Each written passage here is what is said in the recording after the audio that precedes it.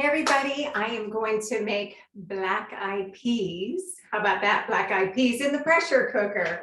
So gone are the days when you have to make your peas and beans and things like that and make them for like hours on the stove. That's gone with our pressure cooker.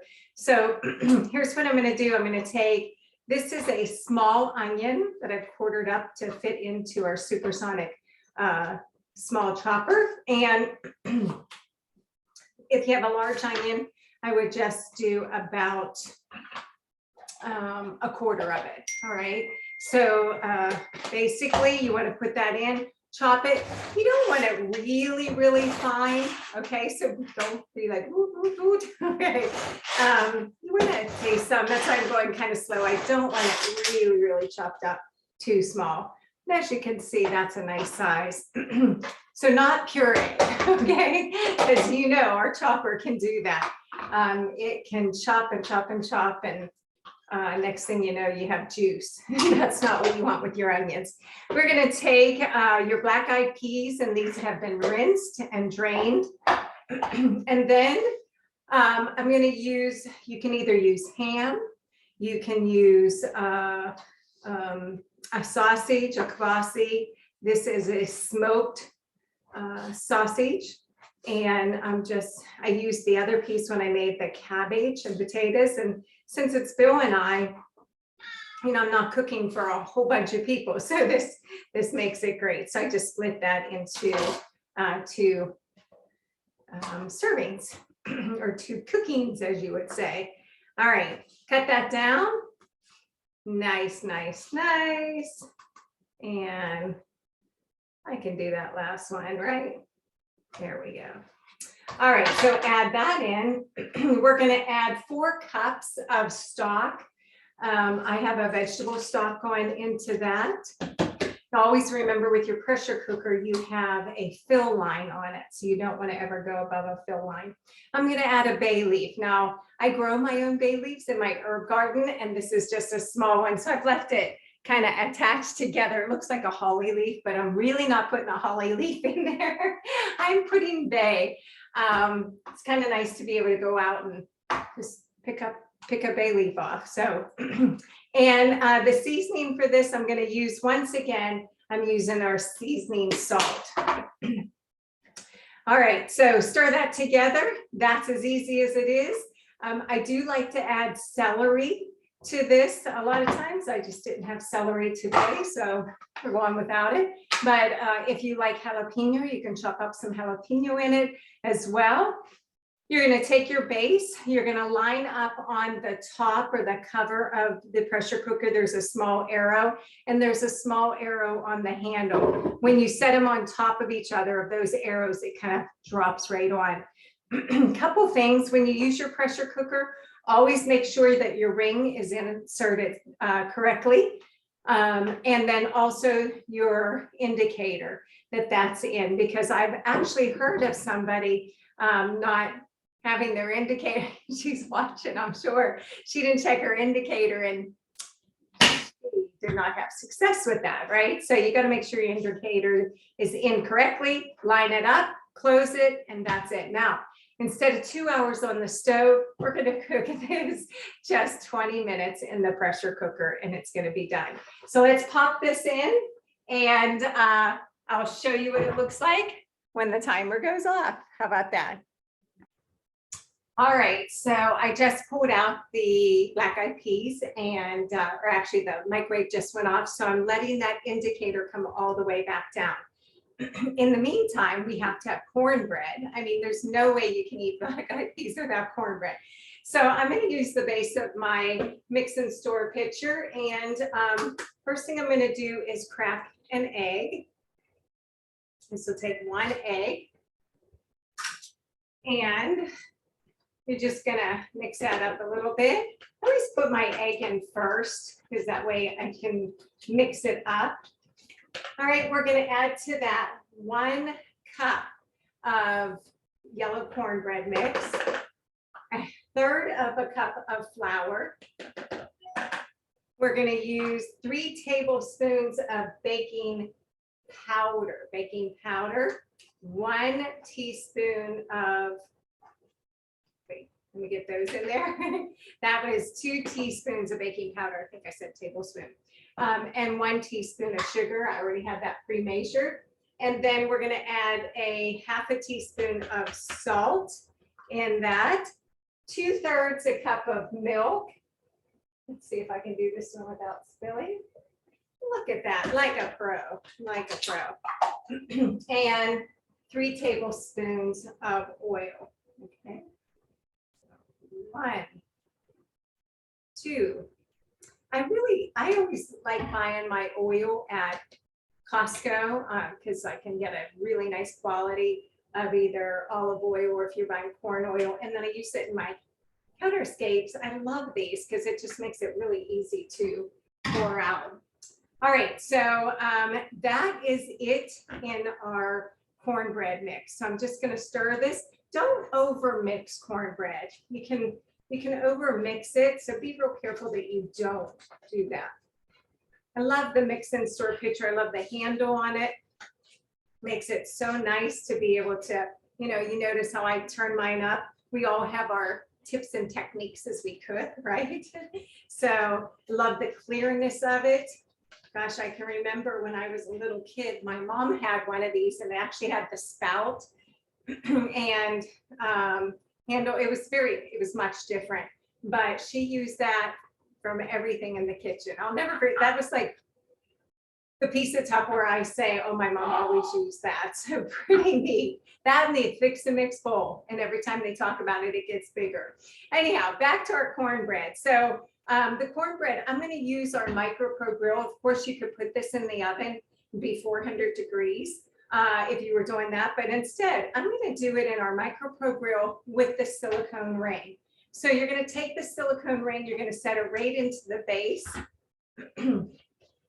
And you're going to take about 2/3 a cup of cornmeal mix. Now you could buy a box of cornbread mix. Okay, you can Central Market makes one, Jiffy makes one. That's fine, but it's so inexpensive to make that. And this I had to get a new one today, but I saved this just so you can see. This is cornmeal. And that's what you use when you make your cornbread, cornmeal, unless you're buying a box of Jiffy or something like that. And if you are, then everything's in it.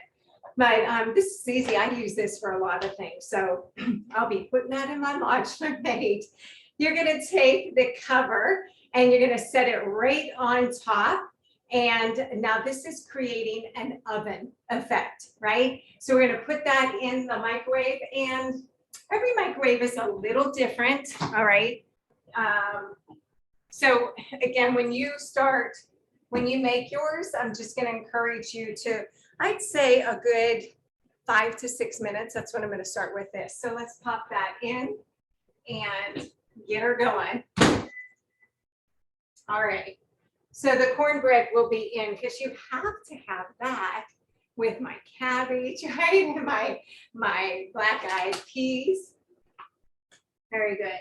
All right, so when your pressure cooker is finished, what you look for is the indicator. Let me do this. This yellow indicator actually rises up and kind of, vibrates, if you will, when there's pressure in the chamber. Once the pressure has gone down, the indicator's down. And so that tells you it's safe to open. All you're going to do is lift the handle up. You're going to turn it like this, away from you, put that juice back in there, and it looks really terrific, just looks terrific, yum, yum. So I'm using a slotted spoon for this because I used 4 cups of the, what I use, vegetable stock, right? There's quite a bit of juice in it, and that's fine, but let me show you how pretty, oh, so pretty. Okay, take a look. Isn't that great? For those of you that love black-eyed peas and beans and stuff, they're just so easy. 15, 20 minutes in your pressure cooker. There are some beans that when I cook them, I will cook them for 20 minutes. I'll let the indicator come back down. I stir and check it inside, make sure my liquid level is good. And I put it back in for another 20 minutes because there are some that need that extra cooking time, but it sure does beat standing at the stove for several hours, right? So black eyed peas, they'll bring you, what is the wives' tale? They're gonna bring you prosperity, money, and Tupperware parties. All right, so I'm gonna let our cornbread cook and then I'll restart this just so that we don't drag it out for you, and we'll take a look at it. All right, everybody, so I cooked it for 6 minutes and I just pulled it out. Let's take a peek, see what we find.